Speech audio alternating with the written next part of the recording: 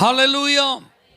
ஆண்டவராகிய இயேசுவின் நாமத்தில் உங்கள் எல்லாருக்கும் அன்பின் வாழ்த்துக்கள். கர்த்தர் உங்கள் வாசல்களின் தாழ்பால்களை பலப்படுத்தி உங்களிடத்தில் உள்ள உங்கள் பிள்ளைகளை ஆசீர்வதிப்பாராக. ஆமென். கர்த்தருடைய வார்த்தையை நாம் சிந்திப்போம். மத்தேயு எழுதின சுவிசேஷம் 4ஆம் அதிகாரம் அதனுடைய 4ஆம் வசனம். மனுஷன் அப்பத்தினாலே மாத்திரமல்ல, தேவனுடைய வாயிலிருந்து புறப்படுகிற ஒவ்வொரு வார்த்தையினாலும் பிழைப்பான் என்று எழுதியிருக்கிறதே என்றார். ஹல்லேலூயா. ஆண்டுடைய வார்த்தை, அதனுடைய வல்லமை நமக்கு எந்த அளவுக்கு பயனுள்ளதாக இருக்கிறது, அது எப்படி நமக்கு ஆசீர்வாதமாய் மாறுகிறது என்பதை குறித்த ஒரு தியான செய்தியை நாம் சிந்திக்க இருக்கிறோம். இந்த இடத்துல 2 பேர் பேசுகிறாங்க. யாரும் பேசுகிறாங்க தெரியுமா? ஆண்டவராகிய இயேசுவும் பிசாசு என்ன செய்கிறாங்க? பேசுகிறாங்க. எப்போ பேசுகிறாங்க, எந்த சூழ்நிலையில் பேசுகிறாங்க நீங்கள் கவனித்து பார்த்தீங்கன்னா, ஏசப்பா பரிசுத்த ஆவியினால் ஏவப்பட்டு வனாந்திரத்தில் 40 நாள் புசியாமலும் குடியாமலும் உபவாசம் இருந்து முடித்த உடனே அவர் மீட் பண்ண முதல் நபர் யாரு? சேட்டன். அல்லேலூயா. ஆனால் நீங்கள் உடனே பயந்துடக்கூடாது. இன்றைக்கி எல்லாருக்கும் என்ன பிரச்சனை தெரியுமா? நான் ஜெபம் பண்ணாமல் இருக்கும்போதெல்லாம் எனக்கு ஒன்றுமே நடக்கலை. ஆனால் என்னைக்கு நான் ஜெபம் பண்ணணும்னு தீர்மானம் பண்ணணும், அன்னையிலேருந்து ஒரே பிரச்சனையான செய்து இருக்குது. அப்போ இன்றைக்கி நிறைய பேர் பாருங்கள், ஜெபம் பண்ணுறதுக்கே பயப்படுறாங்க. ஆண்டவரோடு நெருங்கி வர்றதுக்கு என்ன செய்கிறாங்க? பயப்படுறாங்க. கொஞ்சம் அதிகமாக ஆண்டவரோடு நெருங்குற ஆர்வத்தை வெளிப்படுத்தினா உடனே வாழ்க்கையில் பாதிப்பு வந்துடுது. சம்பந்தம் இல்லாமலாம் பிரச்சனை என்ன செய்யுது? வருது. அதனால் எதுக்கு வம்பு? ஜெபம் பண்ணாமல் இருப்பது நல்லதுன்னு என்ன செய்கிறாங்க? நினைக்கிறாங்க. நல்லா புரிஞ்சுக்கோங்க, கர்த்தருடைய வார்த்தை எதற்கு நமக்கு கொடுக்கப்பட்டிருக்கிறது என்றால், இப்படிப்பட்ட சோதனையான நேரங்களில் நாம் ஜெயிப்பதற்கு, நம்ம எதிர்த்து வரும் பிசாசை மேற்கொள்வதற்கு. ஒரு பிரச்சனையை அவன் கொண்டு வந்துட்டான், அல்லது நம்ம எதிர்பாராத ஒரு பாதிப்பு வந்துட்டுன்னு உடனே ஜெபத்தை நிறுத்திடக்கூடாது. தேவனோடு நெருங்குவதை ஸ்டாப் பண்ணிடக்கூடாது. நல்லா புரிஞ்சுக்கோங்க, எந்த அளவுக்கு நாம் தேவனை நெருங்குகிறோமோ அந்த அளவுக்கு ஒரு வெற்றி காத்திருக்கிறது. எந்த அளவுக்கு ஆண்டவரோடு நாம் அதிகம் நேரம் செலவு செய்கிறோமோ அந்த அளவுக்கு நாம் உயர்த்தப்பட போகிறோம். எப்பொழுதெல்லாம் தேவனுடைய வார்த்தை நமக்கு கொடுக்கப்பட்டிருக்கிறதை புரிந்து அதை அதிகாரத்தோடு நாம் உபயோகப்படுத்துகிறோமோ அப்பொழுதெல்லாம் நாம் மேற்கொள்ளுகிறவர்களாய் மாறப்போகிறோம். ஆனால் இதை மறைப்பதற்கு தான் பிசாசு வந்து அவன் நம்மளை சோதிக்கிற மாதிரியும், அவன் நம்மளை விழ வைக்கிற மாதிரியும், அவன் நமக்கு எதிராக இருக்கிற மாதிரியும், நம்மை அவன் எப்பொழுதும் பயமுறுத்துகிறது போலவும் அவன் கொஞ்சம் என்ன செய்வான்? படம் காண்பிப்பான். நம்ம சொல்லுவோம்ல, ஃபிலிம் காட்டுறான்ட்டு, அந்த மாதிரி காட்டுவான். உடனே என்ன செஞ்சிடக்கூடாது? யார்கிட்டையும் அவன் வந்து ஃபிலிம் காட்டியிருக்கான், அப்போ நம்மள்கிட்ட காட்டாமல் இருப்பானா? ஆமாம். எதுக்கு இதெல்லாம் எழுதி வச்சிருக்காருன்னா, எப்போ ஏன்ட்டே வந்தான், ஆனால் நான் எப்படி டீல் பண்ணேன்னு பாருங்கள். இதே மாதிரி நீங்களும் டீல் பண்ணுங்க, வார்த்தையை யூஸ் பண்ணுங்க, வல்லமை வெளிப்படும், அற்புதங்களை காண்பீர்கள், ஜெயத்தை காண்பீர்கள். இப்போ பாருங்கள், இந்த பிசாசு வந்த உடனே அவன் சோதிக்கிறதுக்கு தான் என்ன செய்யறான்? வர்றான். கரெக்டாக ஏசப்பாவுக்கு பசி உண்டாயிற்று. அவங்க எங்கே கை வைக்கிறான் பாருங்கள், எங்கே வீக்காக இருக்கோ அங்கே தான் என்ன செய்வான்? கை வைப்பான். இப்போ ஏசப்பாவுக்கு என்ன, 40 நாள் சாப்பிடாம உபவாசம் இருந்து ஜெபம் பண்ண உடனே அவருக்கு பசி வந்ததுனால அவன் கரெக்டாக அந்த பசியை பாயிண்ட் அவுட் பண்ணி, நீங்கள் தேவனுடைய குமாரன் தானே, இந்த கல்லுகளை அப்பமாகும்படி நீங்கள் செஞ்சு சாப்பிடலாம்ல, அல்லேலூயா அப்படின்றான். அப்போ தான் அதற்கு ஏசப்பா ரிப்ளை கொடுக்குறாங்க, எப்போ மனுஷன் அப்பத்தினால் மாத்திரமல்ல, தேவனுடைய வாயிலிருந்து புறப்படுகிற ஒவ்வொரு வார்த்தையினாலும் அவன் பிழைப்பான் என்று எழுதியிருக்கிறது. ஆமே. சுமார் 1500-2000 வருஷத்திற்கு முன்பு எழுதப்பட்ட ஒரு வார்த்தையை இங்கே ஏசப்பா சொல்றாங்க. ஆமென். சொல்லுங்க பார்க்கலாம். அப்போ சோதனை அப்படின்னு ஒன்று வரும்போது நம்ம கஷ்டமான காரியத்தை செய்யறதுக்கு சத்துரு என்ன செய்ய மாட்டான்? சோதிக்க மாட்டான். ஈஸியாக நம்ம விழுந்து போகிறதுக்கு ஏற்றார் போல தான் மலையை அவன் என்ன செய்வான்? விரிப்பான். நல்லா புரிஞ்சுக்கோங்க. அல்லேலூயா. இப்போ உங்களுக்கு ரொம்ப தேவை அதிகமாக இருக்குன்னு வச்சுக்கோங்களேன். பணம் ரொம்ப அவசியமாக இருக்குது. நீங்கள் எதிர்பார்க்குற பணம் இப்போ உடனே உங்களுக்கு கிடைக்கிறதுக்கு வாய்ப்பு இல்லை. உடனே நீங்கள் பேங்க் ஏதாவது கொள்ளையடிச்சிடலாமான்னு யோசிப்பீங்களா? அப்படி என்னைக்காவது நமக்கு யோசனை வருமா? ஏன் வராது? அது ரிஸ்க்கு. பேங்கில் போய் கொள்ளையடிக்கிறது ரிஸ்க்கு. ஆனால் பேங்கில் தான் எல்லாமே என்ன செய்யுது? நிறையா பணம் இருக்குது. பணம் அங்கே இருக்கிறது தெரிஞ்சாலும் நம்ம அதை என்ன செய்ய மாட்டோம். ஆனால் ஏதாவது பொய் சொல்லி யார்ட்டையாவது வாங்கிடலாமா? யாரையாவது ஏமாற்றி பணத்தை வாங்கிடலாமா? சுலபமாக. இப்படி தான் நம்ம மனசு என்ன செய்யும்? யோசிக்கும். ஏன்னா அந்தந்த சூழ்நிலைக்கு ஏற்றாற் போல நம்மை சோதிப்பதற்கு சத்துரு நிறைய விதங்களில் என்ன செய்வான்? அவன் செயல்படுவான். அதெல்லாம் கடினமாக என்ன செய்யாது? இருக்காது. ரொம்ப எளிதாக இருக்கும். தனிமையாக இருக்கீங்கன்னு வச்சுக்கோங்களேன், அந்த நேரத்தில் தான் உங்களுக்கு சோதனை எப்படி இருக்கும்? அதிகமாக இருக்கும். அந்த நேரத்தில் ஈஸியாக தவறு செய்வதற்கு என்ன வாய்ப்பு இருக்கோ அதற்கான வழிகளெல்லாம் அவன் கண்ணு முன்னாடி ஆஃபர்ஸ் என்ன செய்வான்? கொண்டு வருவான். கஷ்டமானது அப்படிலாம் என்ன செய்யாது? வராது. ரொம்ப ரிஸ்க் எடுத்து தவறு செய்கிறதற்கான வாய்ப்புலாம் என்ன செய்யாது? இருக்காது. கிடைச்ச வாய்ப்பை பயன்படுத்தி யாருக்குமே என்ன செய்யாது? தெரியாதுன்ற மாதிரி ஈஸியாக என்ன செய்வான்? அவன் சோதனையை கொண்டு வருவான். இப்போ இந்த இடத்துல இவர் தேவனுடைய குமாரன் என்பதில் சந்தேகம் இல்லை. இவர் அந்த கல்லை கொஞ்சம் உத்து பார்த்தாலே கல்லுக்கு புரிஞ்சிடும். இப்போ அவருக்கு பசி, அதனால் அவருக்கு சாப்பாடு தேவை. நானே அப்பமா மாறிடுறேன்னு அதை என்ன செஞ்சிடும்? தன்னால் மாறிடும். புரியுதா உங்களுக்கு? இது பிசாசு சொல்லி இவர் மாற்றணுங்கிற அவசியமே இல்லை. ஏன்னா அவர் சிருஷ்டிகர், அவர் உருவாக்குகிறவர். அவர் சொன்னால் எல்லாம் அவருக்கு ஏற்றாற் போல் என்ன செஞ்சிடும்? மாறிடும். அல்லேலூயா. ஆனால் இப்போ அவர் தன்னுடைய வல்லமையை தன்னுடைய சுயநலத்திற்காக பயன்படுத்துகிறாரா அல்லது தேவனுடைய சித்தத்தின்படி வாழ்வதற்கு தன்னை அர்ப்பணித்திருக்கிறாரா? இதுதான் டெஸ்ட். ஆமென் சொல்லுங்க பார்க்கலாம். அப்போ நம்ம இஷ்டத்திற்கு நாம் செயல்பட தேவன் தன்னுடைய வல்லமையையோ வார்த்தையையோ கொடுப்பதில்லை. ஹல்லேலூயா.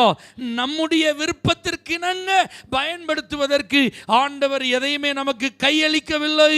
நாம் அவருடைய வார்த்தையின்படி நடந்து அதை சுதந்தரிக்க, அவருடைய சித்தத்தை நிறைவேற்றி ஆசீர்வாதங்களை பெற்றுக்கொள்ள, அதுக்கு தான் கர்த்தர் நம்மோடு கூட பேசுகிறார். அதற்கு தான் கர்த்தர் அதற்கு வேண்டிய வல்லமையை தருகிறார். இப்போ இந்த இடத்துல ஏசப்பா கோட் பண்ணுற இந்த வசனம் உபாகமத்தின் புஸ்தகம் 8ஆம் அதிகாரம் 3வது 4வது வசனத்தில் எழுதப்பட்டிருக்கிறது. அவர் உன்னை சிறுமைப்படுத்தி உன்னை பசியினால் வருத்தி, மனுஷன் அப்பத்தினால் மாத்திரமல்ல கர்த்தருடைய வாயிலிருந்து புறப்படுகிற ஒவ்வொரு வார்த்தையினாலும் பிழைப்பான் என்பதை உனக்கு உணர்த்தும்படிக்கு நீயும் உன் பிதாக்களும் அறியாதிருந்த மன்னாவினால் உன்னை போஷித்தார். இந்த 40 வருஷமும் உன் மேல் இருந்த வஸ்திரம் பழையதாய் போகவும் இல்லை, உன் கால் வீங்கவும் இல்லை. ஆமென் சொல்லுங்க பார்க்கலாம். எகிப்திலிருந்து இஸ்ரவேலர்கள் அவசரமாக வெளியே வந்துட்டாங்க. அவங்க வழியில் தங்களுக்கென்று ஆகாரத்திற்கு எதையுமே என்ன செய்யலை? ஆயத்தம் பண்ணலை. ஆமென். செங்கடல் பிளந்தது. பார்வோன் அவனுடைய சேனை அதில் கவிழ்க்கப்பட்டார்கள். கர்த்தர் அவங்கள கரெக்டாக வனாந்தரத்தில் நடத்துகிறாரு. அவங்களுக்கு தண்ணி இல்லாமல் என்ன செஞ்சாங்க? கொஞ்சம் கஷ்டப்பட்டாங்க. அதுக்கப்புறம் கர்த்தர் மாராவை கடந்து ஏலிமுக்கு கொண்டு வந்தார். அங்கே 12 நீரூற்றுகள், 70 வகையான பேரிச்ச மரம். லைஃப் டேஸ்டியாக போயிட்டுருக்கு. அல்லேலூயா. No thirsty. ஆமென் சொல்லுங்க பார்க்கலாம். தாகம் இல்லை. எல்லாம் சந்திக்கப்படுகிறது. வெரைட்டியாக டேட்ஸ் கிடைக்கும். இப்போ ஆண்டவர் அவங்கள ட்ராவல் பண்ண வைக்கிறார். 2 மாதம் 15 நாள் ஆயிட்டு எகிப்திலிருந்து வந்து. இப்போ தான் இவங்களுக்கு சாப்பாடை பற்றி ஒரு கவலை வருது. எங்களுக்கு சாப்பாடு இல்லை அப்படிங்கிற ஒரு முறுமுறுப்பு அவர்களுக்குள் ஏற்பட்டது. அல்லேலூயா. ஜெபம் பண்ணுறதுக்கும் முறுமுறுக்கிறதுக்கும் வித்தியாசம் இருக்குது. ஆமென். இவங்க எங்களுக்கு அப்பம் இல்லை, எங்களுக்கு சாப்பாடு இல்லை, இந்த வனாந்தரத்தில் நாங்கள் எங்கே போவோம் அப்படின்னது ஜெபம் கிடையாது. அது என்னது? முறுமுறுப்பு. இப்போ உங்கள் வீட்டில் வந்து உங்கள் பிள்ளை காலையில் சாப்பிட்றதுக்கு டேபிள் வந்து என்ன செஞ்சுருக்கான், உட்காந்துருக்கான். அம்மா சாப்பாடு கொடுங்க. என்ன சாப்பாடு? இட்லியா? சீக்கிரம் கொண்டு வந்து கொடுங்க அப்படின்னு கேட்டான்னா அது ப்ரேயர் மாதிரி உரிமையாக வந்து கேட்குறது.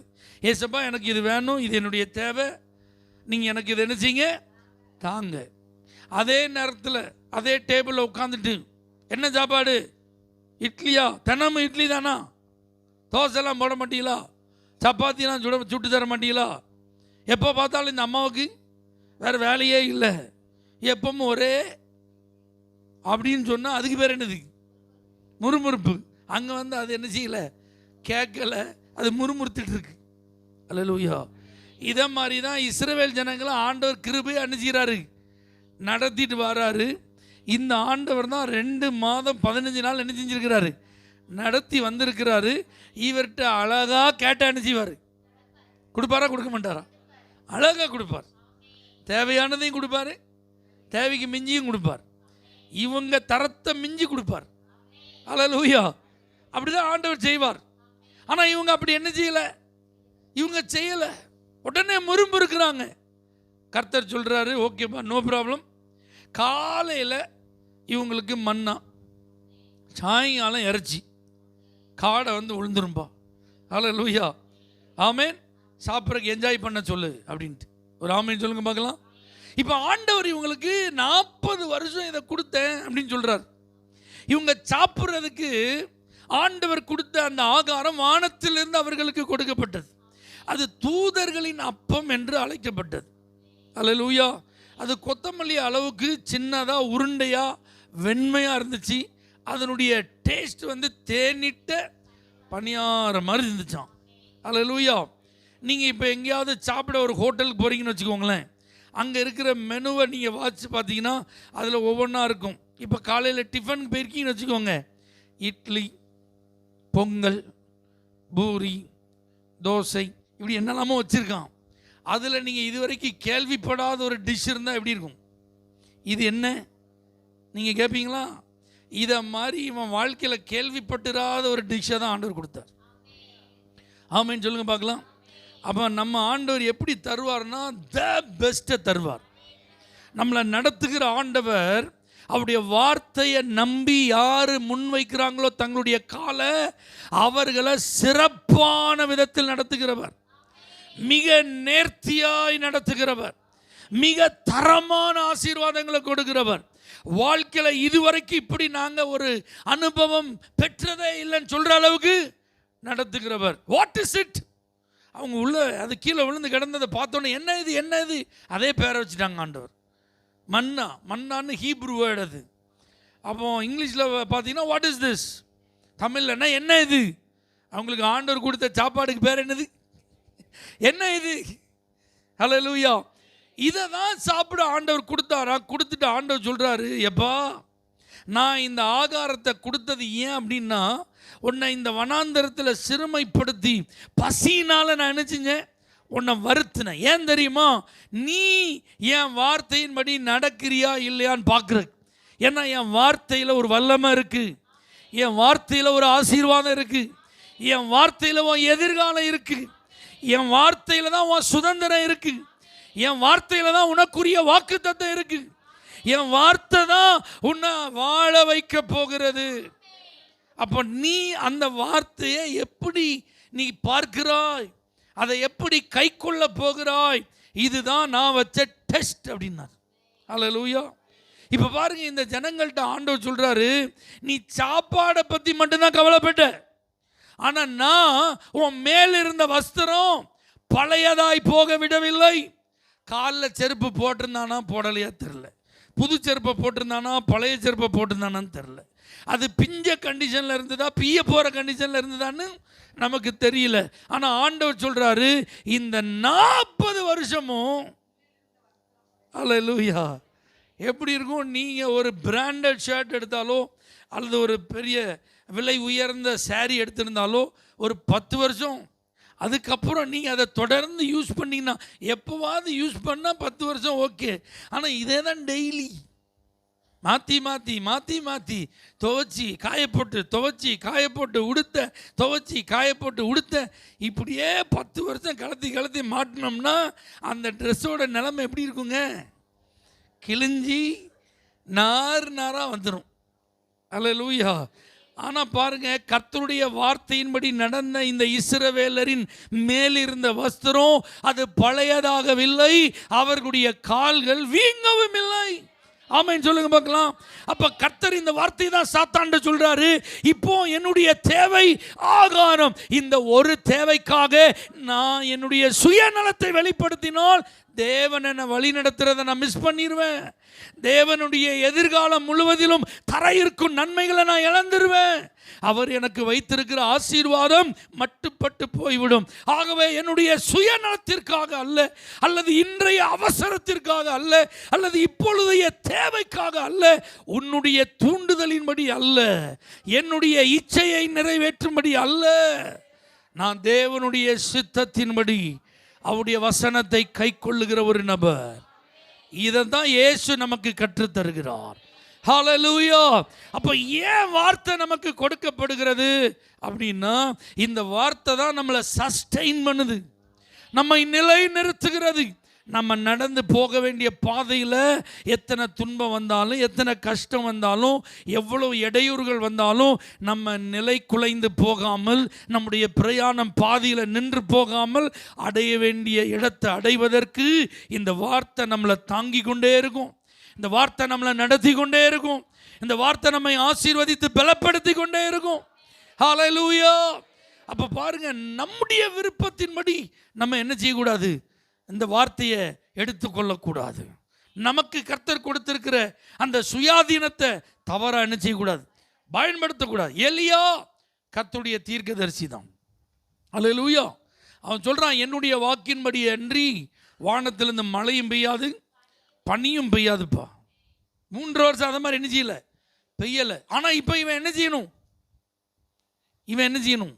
சாப்பிடணும். ஆமென். இவன் சாப்பிடணும்னா ஆண்டவர் சொல்கிறாரு, நீ போய் அந்த கேரித் ஆற்றண்டையில் நீ தங்கியிருப்பா. அல்லேலூயா. அதெல்லாம் முடியாது. நான் எவ்வளோ பெரிய தீர்க்கதரிசி, ஆகாபு அரண்மனையில் இருப்பானா பாவம் செய்கிறவன், பரிசுத்தவா நான் ஆத்தங்கரையில் போய் இருக்கிறதா? அப்படிலாம் முடியாது. அப்படின்னா சாப்பாடு கிடைக்குமா? வார்த்தை, அந்த வார்த்தை நம்முடைய சுயநலத்தின் அடிப்படையில் என்ன செய்யாது? செயல்படாது. நாம் விரும்புகிறபடி அது என்ன செய்யாது? நம்மை நடத்தாது. அது தேவன் நடத்துகிற பாதையை காண்பிக்கும். தேவன் நமக்கு வைத்திருக்கிற ஆசீர்வாதத்தை நமக்கு அங்கே ஆயத்தம் பண்ணி வச்சிருக்கோம். இப்போ பாருங்க, அந்த இடத்துல இவன் போய் உட்கார்ந்துருந்தா இவருக்கு சாப்பாடு கொண்டு வந்த ஆட்கள் யாரு?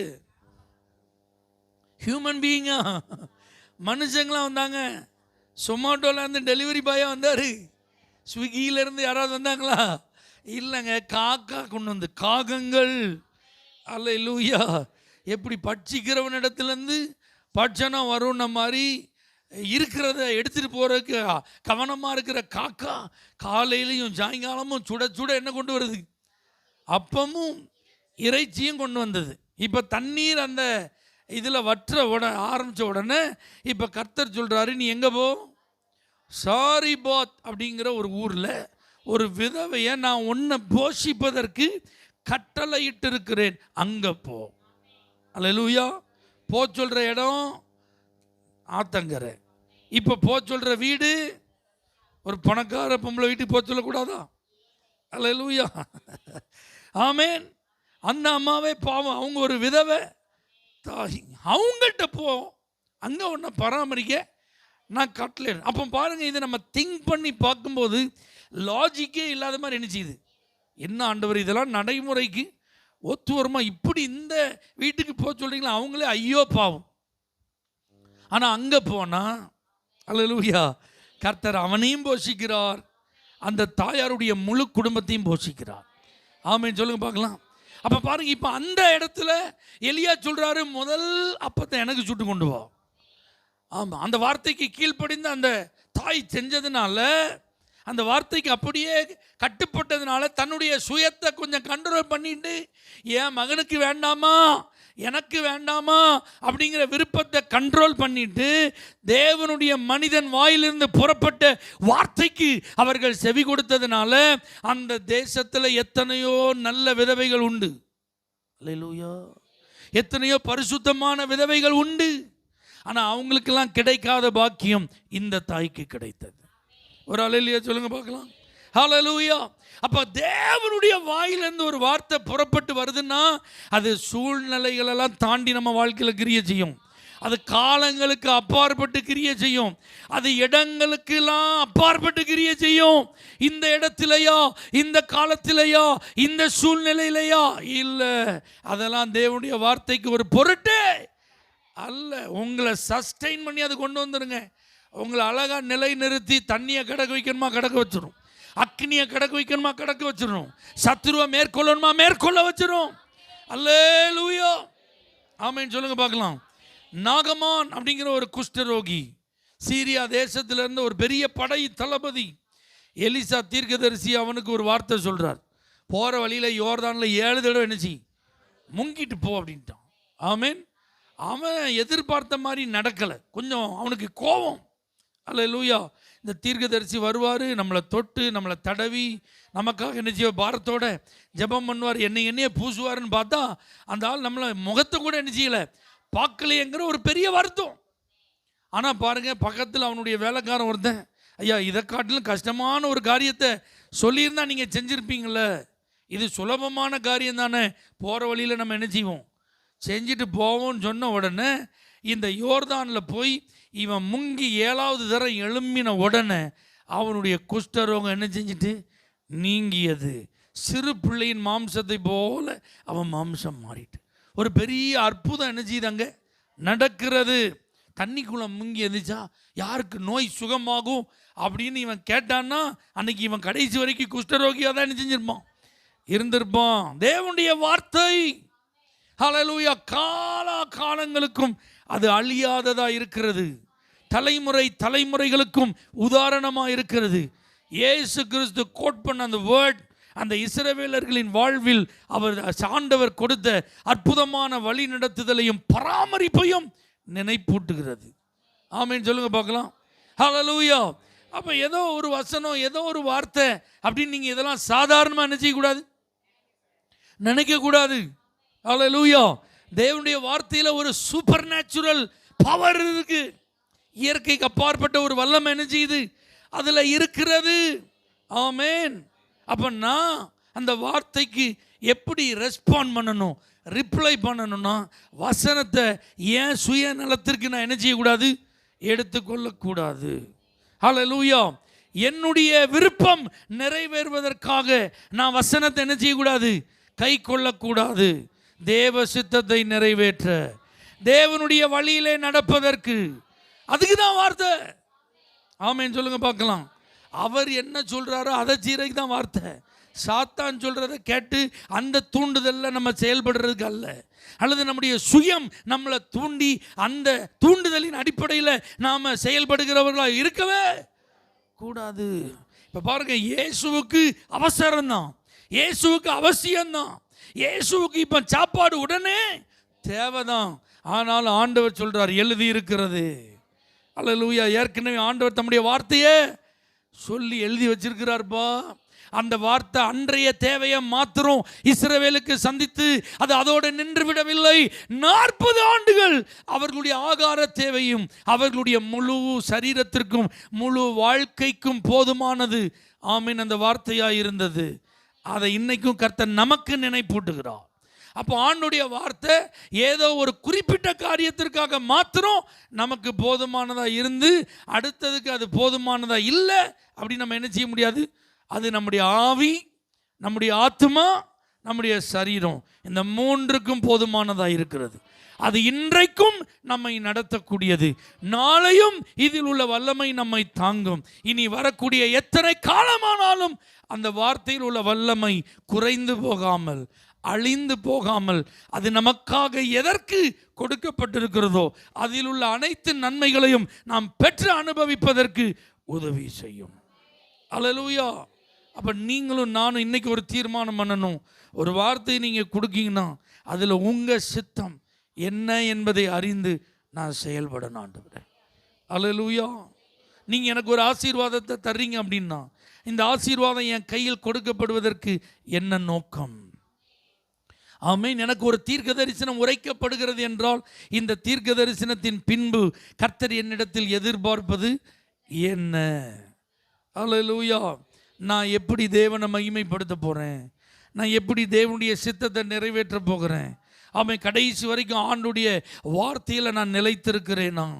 அல்லது கொஞ்சம் ஸ்டாண்ட் பண்ண உடனே, கொஞ்சம் ஸ்டெடியான உடனே அதுக்கப்புறம் நான் என்னுடைய சுய நலத்தின் அடிப்படையில் செயல்படுகிற ஒரு நபராய் மாறுகிறேனா?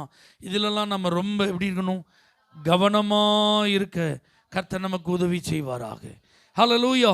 இயேசு அன்னைக்கு எழுதியிருக்கிறதே என்று அந்த வார்த்தையை சொல்லி நினைப்பூட்டினது போல இன்றைக்கும் நம்மை நினைப்பூட்டுகிறார். கர்த்தருடைய வார்த்தை ஒரு நாள் ஒரு காரியத்திற்கு ஒரு சூழ்நிலைக்கு மாத்திரமல்ல, நம்முடைய வாழ்நாள் முழுவதற்கும் அது போதுமானது. ஆமென். அப்போ அந்த வார்த்தையை நாம் கைக்கொள்ள வேண்டிய விதத்தில் கைக்கொள்ளுவோம், எடுத்துக்கொள்ள வேண்டிய விதத்தில் எடுத்துக்கொள்ளுவோம், நடைமுறைப்படுத்த வேண்டிய விதத்தில் நடைமுறைப்படுத்துவோம். இவைகள் அனைத்தும் தேவனுடைய சித்தத்தை மையமாய் கொண்டிருக்க கர்த்தர் நமக்கு உதவி செய்வாராக. எல்லாரும் கண்களை மூடி கர்த்தரை ஸ்தோத்திரம் பண்ணுவோம். ஆண்டவரே உமக்கு ஸ்தோத்திரம்ப்பா, உமக்கு நன்றி ஆண்டவரே. உம்முடைய வாயிலிருந்து புறப்பட்டு வருகிற அந்த வார்த்தை எங்களுடைய வாழ்க்கையின் ஆசீர்வாதத்திற்கு, ஆமேன், அது எங்களுடைய சுயநலத்தை நிறைவேற்றுவதற்கு அல்ல, அது எங்களுடைய சொந்த விருப்பத்தை நிறைவேற்றுவதற்கு அல்ல, அல்லது பிசாசின் தூண்டுதலுக்கு நாங்கள் செவி கொடுப்பதற்கு அல்ல. ஹல்லேலூயா. உம்முடைய சித்தத்தை நிறைவேற்றுவதே உம்முடைய வார்த்தையிலிருந்து நாங்கள் கைக்கொள்ள வேண்டிய ஒரு காரியம் என்பதை கடைசி வரைக்கும் நினைவில் வைத்து செயல்பட எங்களுக்கு உதவி செய்யும். இயேசுவின் நாமத்தில் பிதாவே. For prayer contact, Pastor J. J. Kumar, El Shaddai Ministries, 9500252586, Surandai.